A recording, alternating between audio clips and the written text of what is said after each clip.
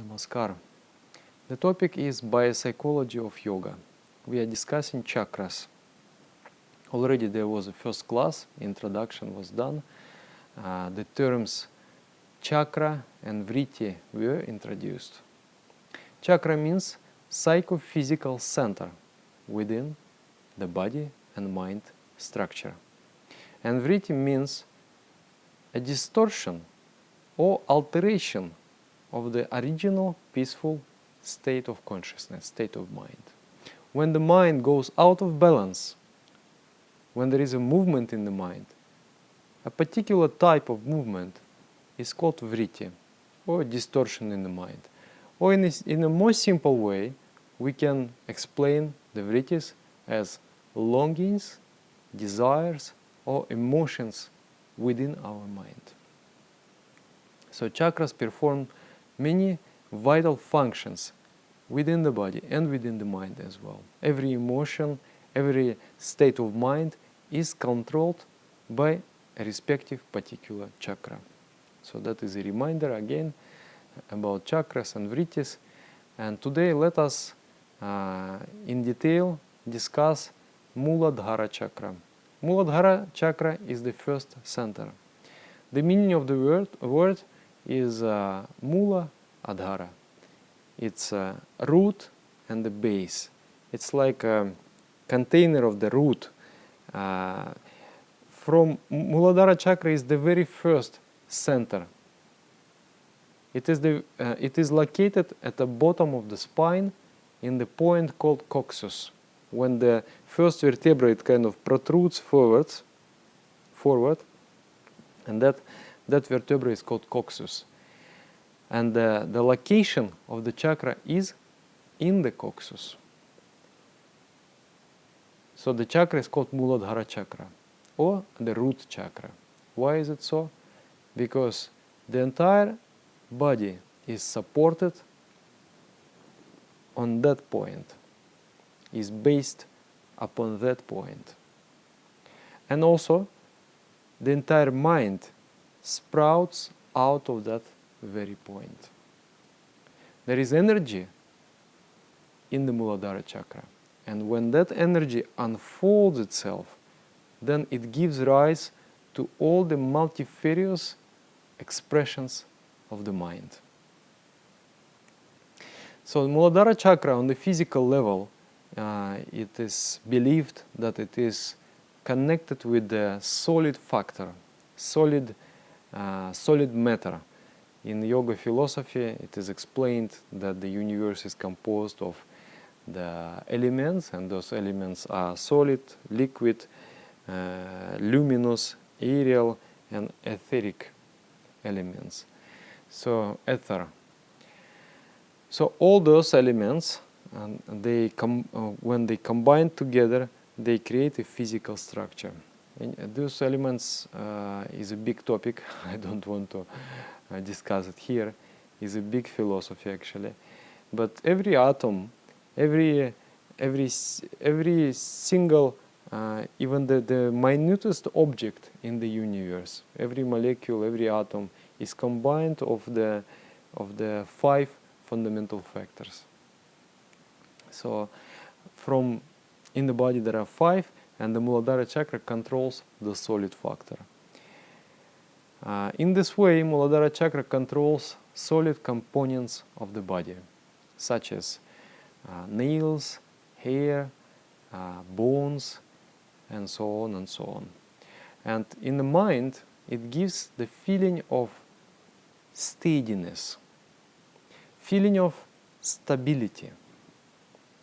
When the Muladhara chakra is balanced, when it is strong, at the physical level, it gives good health. Also, it gives a type of glow. Person, when his energies or her energies are balanced, start to radiate some kind of glow. And then other people may be able to see this, oh, there is, he's a shining, very healthy, beautiful person. And then also it changes the scent of the body. When the Muladhara chakra is balanced, the scent, the smell of the body is pleasant. And in the mind, it gives the sense of stability, steadiness. The people become very much down to earth. About emotions, there are 4 of them, just 4 of them. But those emotions, those longings, they are most fundamental longings of the human mind. You can bring every emotion, every state of mind, roughly you can bring them into the 4 categories of microcosmic longings. We are microcosms and we have longings. So what are those longings? It is interesting. In this connection, I remember one time I was flying from Moscow to New Delhi. And I was flying together with my teacher, meditation teacher. And the jet was so packed that somehow we didn't get the seats, and we were upgraded from economy class to business class. Somehow it was, I think, was just my lucky journey because it was the first ever journey via the aircraft. So we were upgraded and we were separated. My teacher was put there and I was put here. He was together with an Indian man. He was a military man, and he went to Moscow with a mission of purchasing rockets or bombs or aircraft, something like that. And he was kind of down a bit. He was a little bit depressed. And my teacher, he has got a spark in him. You look and you find, you will see an attraction. You get attracted. There is some pleasant aura around him. So he was watching and watching and watching and watching, and then after 1 hour he said, "Hey, who you are? Who are you?" And then my teacher said, "Well, I'm a yoga and meditation teacher." And the military man said, this seems like I need the one right now. It seems like you are the right person for me right now. Can you answer my question? He said, "Yeah, sure. What is the meaning of life?" You know, it's a big question.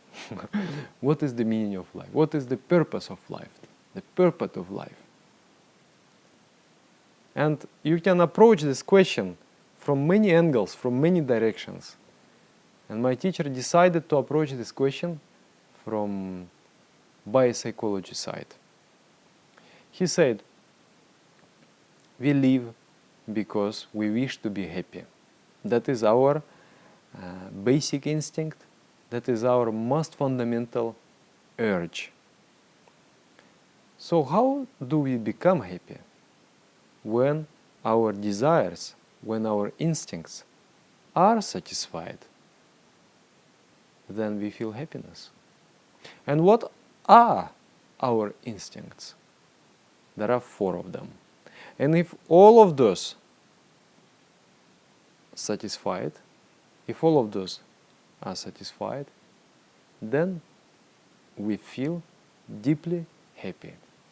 So what are those? It is a physical desire, psychophysical desire, psycho-spiritual desire, and spiritual desire.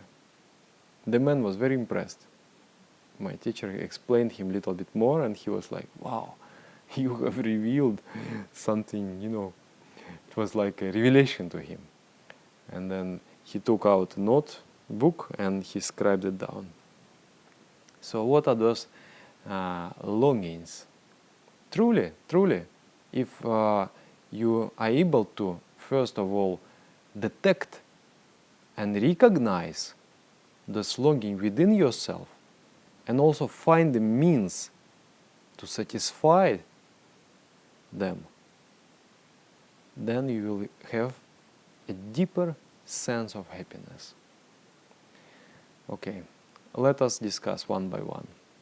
Physical longing. It is the desire of the body to the physical objects. The body has some needs. What are the needs of the body? To sleep, to eat, to feel secure, to maintain life, to preserve life, self-preservation instinct, and then to procreate. So this, the basic physical desires. Curiously, interestingly, those basic desires, that energy of the basic desires, when it rises up to the higher and assumes the higher evolutionary stand, then it is interpreted in a much more subtle way, in a much more developed way. For example, let us see the self-preservation. When the self-preservation develops to the at the level of this center, at the level of the genitals, this self-preservation is expressed as a stupor. When you freeze, and you are trying to wait until the danger passes. And the next level, this instinct of self-preservation is different. It activates you. You fight or flight. There is a fight and flight response. You run away from the danger or you fight the danger. So the fear turns into the aggression. If you develop further that aggression, because I don't want to fear, I want to remove the object of fear, then the further development, it is a pursuit of power. Is a pursuit of power. Because once you're in a position of power, you feel safe. That is the most comfortable position. I am the boss, who can challenge me?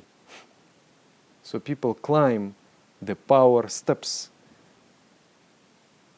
And then at the next level, they will be feeling that, oh, actually I have no enemies. Enemies are within me. My own weaknesses are my enemies. And then the person will turn inwards and fight his own imperfections. And then at the final stage, there will be realization that I desire the psychic expansion. Just as the same way as in the physical realm I was expanding to become like the most important, the biggest one, the boss, and that nobody can challenge me. Then when this idea, when this pursuit is turned within, then you pursue the expansion of the mind. And that expansion of the mind is already a psycho-spiritual longing. I went a little bit ahead of the topic, but it's just to illustrate that there are like the basic fundamental energies. And those energies slowly, they get elevated and developed until they blossom into the highest and noblest instincts or noblest motivations with our mind, within our mind. So the basic level, physical desire, is sleep, food, the self-preservation and procreation instincts. These four is the physical desire. Then there is, and the physical desire means the body wants to eat something. Psychophysical desire is different. For example, how you experience physical desire. You come home, you are so hungry, and you say, Mom or wife, my dear, is there anything to eat? Yeah, come, there is some food, eat. Then you sit and eat. You feel your emptiness of the stomach is filled up, and you're relaxing, you're feeling better. But next day, you're coming home, you're not very hungry, but in your mind, you would like to eat something nice. My dear, is there anything to eat? Yeah, come and eat. But what is there to eat? Well, there is some rice and some vegetables. No, I don't want rice. I don't want vegetables. I want pizza today. So who is talking? I want pizza today. Is it the body or is it the mind? The body said, no, it's okay, it's okay. The rice and vegetable is fine. But the mind says, hey, I want pizza today.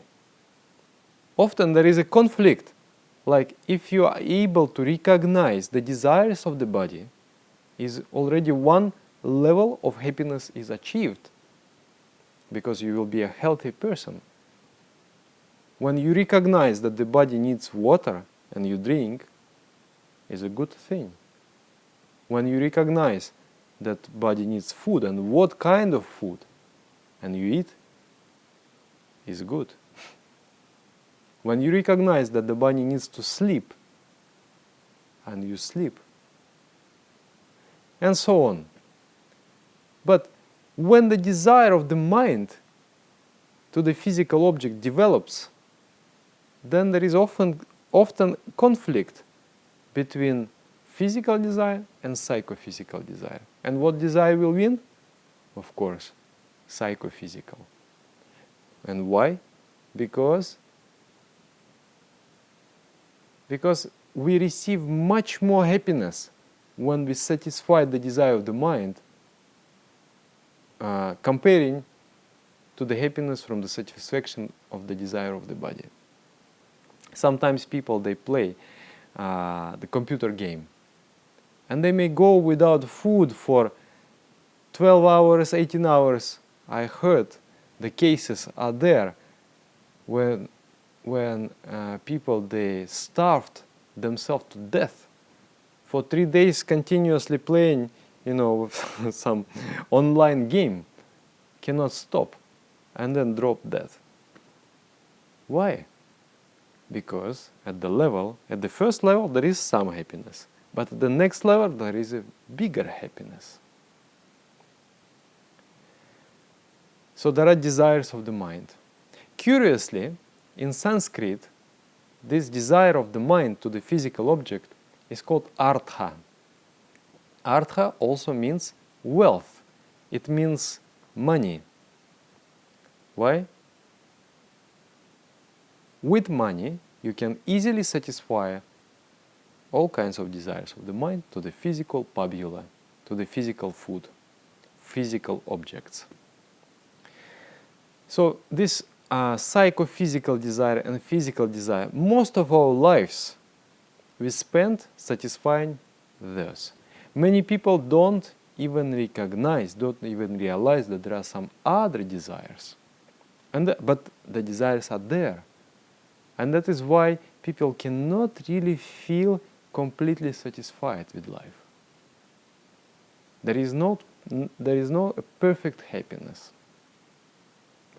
So this psychophysical desire, whatever we do, I am going to journey to India, to Thailand, to Bali, to France. I'm going to see things, I'm going to eat things, I'm going to smell, I'm going to hear, to experience, I'm going to buy this car, I'm going to live in this house, I'm going to listen this kind of music. All of this is psychophysical desire. Desire of the mind for the physical object. But then the moment comes when you realize that all of these objects, they fail to fulfill your urge for infinite happiness. Your urge is infinite. There is a thirst for limitlessness.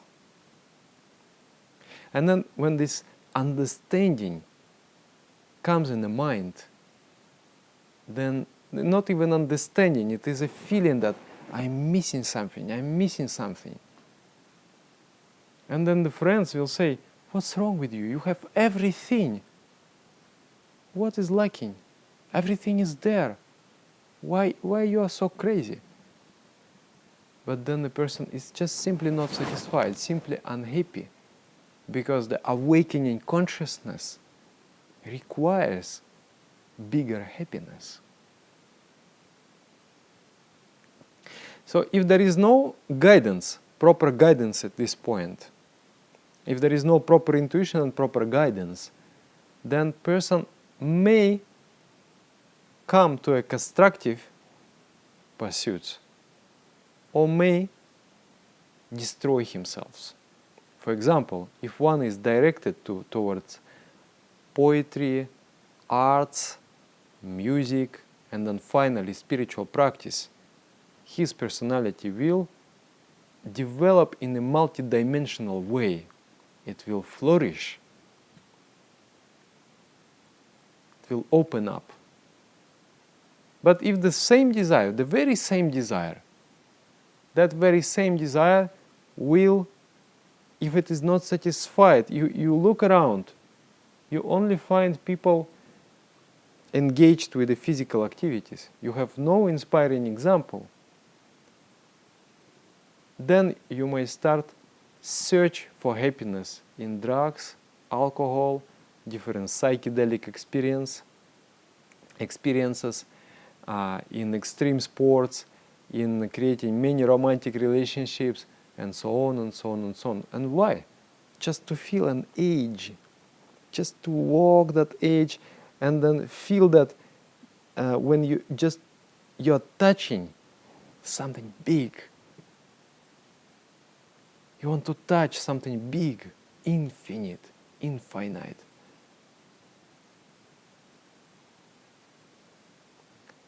So that is the psycho-spiritual desire. It is the desire of the mind for the spiritual objects, for the spiritual object, to feel infinity. That desire is called dharma. Dharma means the most fundamental quality, characteristic of the human being. We cannot feel ourselves 100% human if we have not developed that desire, the desire for infinity.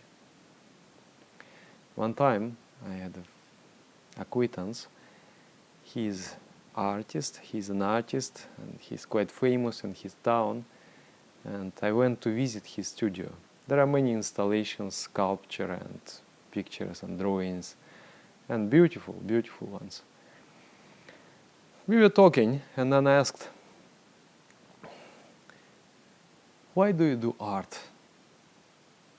He thought for a while. He said, I'm not doing it for money. I'm not doing it to become famous. I said, then why? Why? What's the motivation? He said, because when I'm doing art, I'm feeling higher purpose of life. I said, what is that? How is it? He said, one time I was drawing a picture, but was working. And then I felt that a formless knowledge just opened up in me. I felt that I have something to say to the world. And I was working and working, searching and searching. I don't quite know what is it there. It is as a formless inspiration within. And I was working and working until 1 o'clock and 2 o'clock. And then, you will not believe me, he said, I started to see light, beautiful, white, effulgent light coming out of my drawing. I looked around, and that same beautiful white effulgent light was emanating from everywhere. My mind started to shift, and then the fear came. Oh, what will happen? I may die. I'm so young. I don't want to die. And the effulgence went away. He said, I'm still wondering what would have happened if I would not fear. If I didn't, if I wouldn't be a coward at that moment. I'm still searching for that light. It's interesting, very interesting. So we are searching for the bigger beauty, for the real true beauty, which is connecting all things. We are searching for unity. We are searching for infinity. Within that psycho-spiritual desire, there are 4 also dimensions. One is Vistara. It means to expand. That is why for the happiness, even if we live in the material world and leading materialistic lives, but if we do something, we complete something, and we become victorious, we achieve victory at something, we feel satisfied within, because it is an expansion. It is the step forward in the evolution. It is the step forward from imperfection to perfection. And that is a part of our inner longing to become better. So the Vistara means to expand the mind, to remove all the boundaries, to remove all the crude forces which are working there in the mind, and become more and more free. Then second one is called Rasa. Rasa means to feel connected.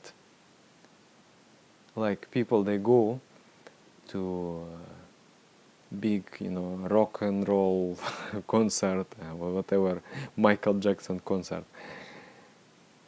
And then there is a performance, and then there is a flow, and then everyone become united.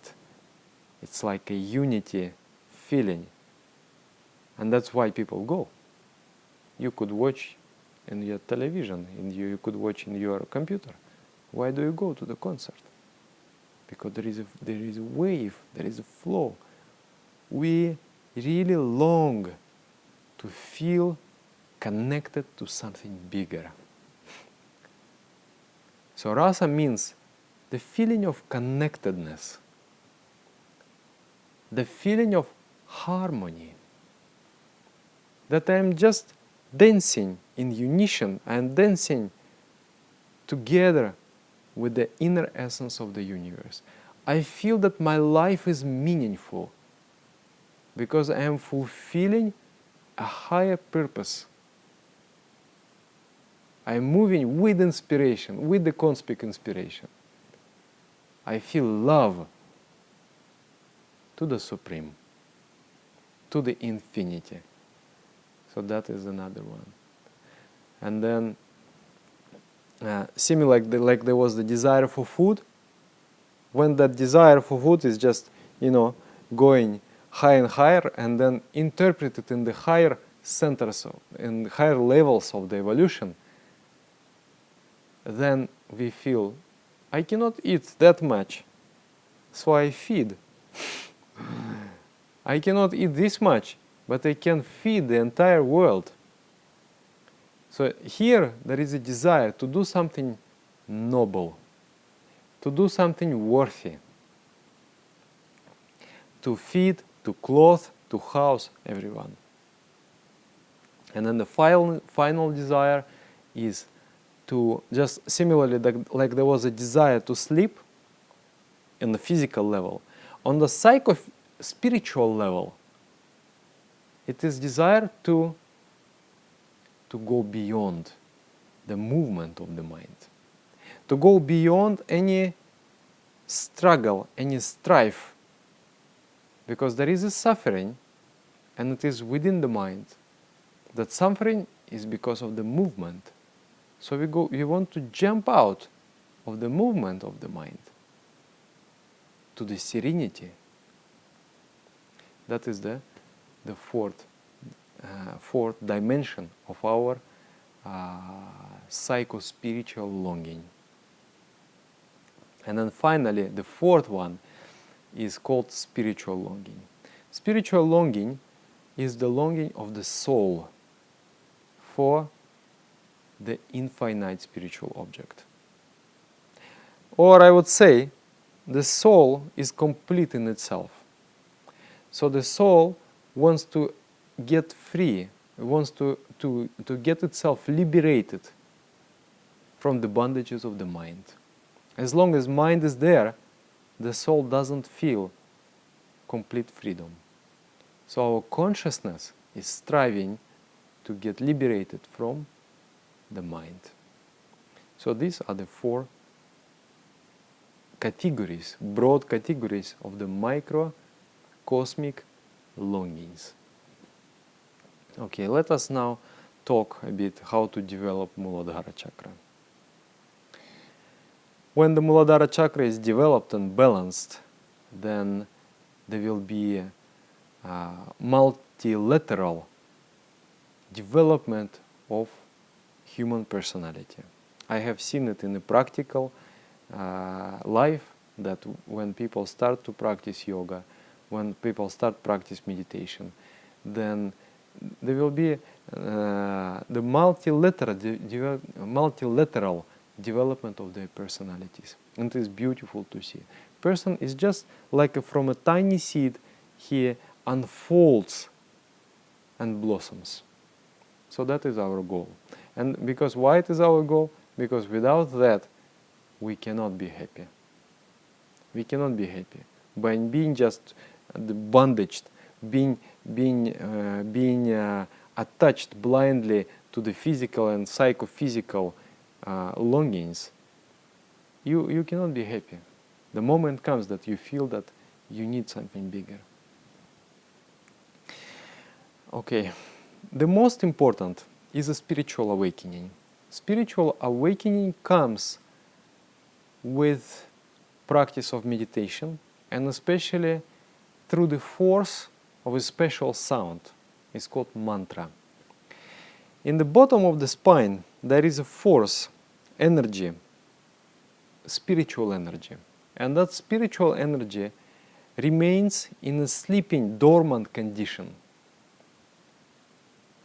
And when this, you need to deliver a stroke of spiritual power to that dormant microcosmic energy.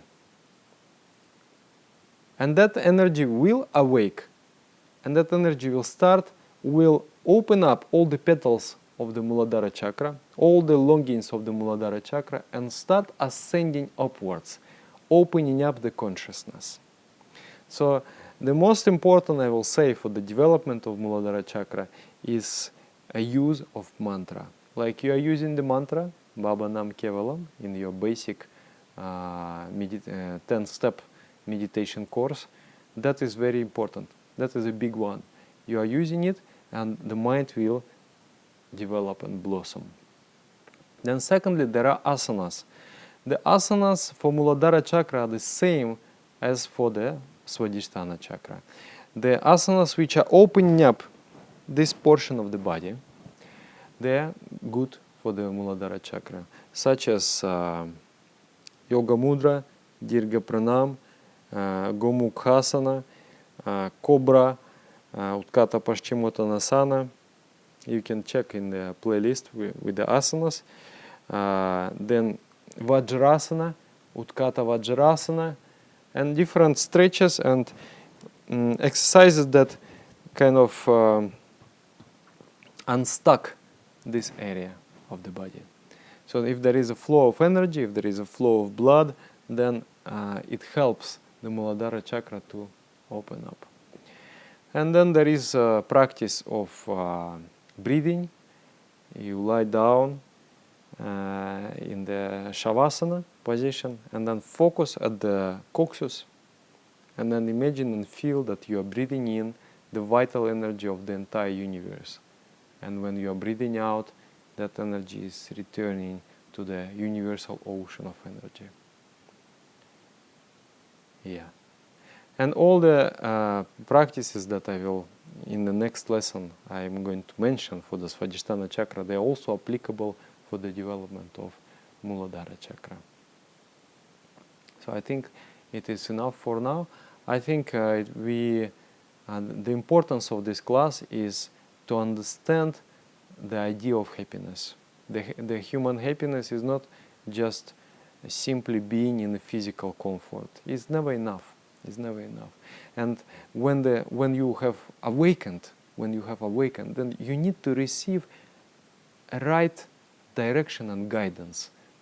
If that guidance is not there, then one will search for something and will find something, and that may not be good for his body and the mind, not good for the development, such as drugs and so on. So, yeah, thank you very much. Please, if you have not subscribed yet, I invite you to our channel, Meditation Steps, and also you can subscribe to this website, meditationsteps.org. There you can start practicing 10 steps meditation course. It's very beautiful and very efficient way to develop all the chakras and the mind and so on. And if you like this video, you like it and you share it. Thank you very much.